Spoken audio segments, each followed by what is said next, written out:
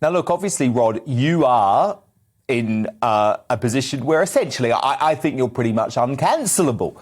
But poor Professor Luckhurst is not. You know, he is in a salaried position. The university seemed to have removed him from his duties, even though he offered an apology to the students.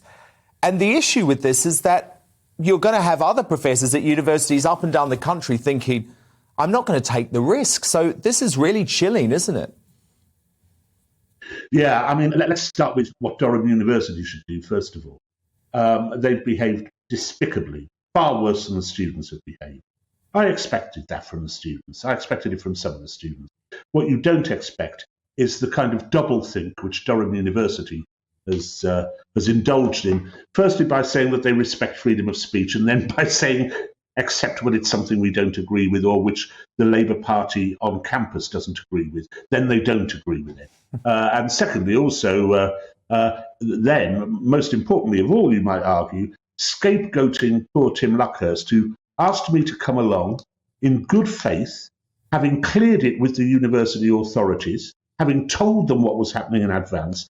They have now decided, because they've got to appease these jabbering infants, they have decided they've got to do something. And so a hugely distinguished, reputable and incredibly competent journalist and professor is made to left hanging out to dry. So what they should do now, immediately, is, number one, decide whether they believe in freedom of speech or not. Number two, write an apology, a grovelling apology to Professor Luckhurst, reinstate him immediately into all his duties, and call off this fatuous investigation into what he's doing, and accept that he invited me here on good faith.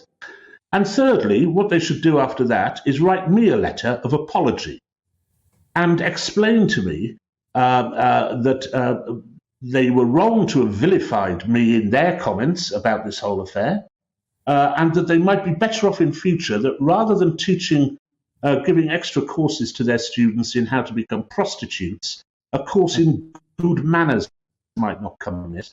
And they can also forward me 150 quid for my travel expenses, because I came there free of charge out of a wish to do the right thing, to give something to public service, all that palaver, and because a friend had asked me, so they could apologise and reimburse my travel expenses. Yeah, well, after that, I'll be happy.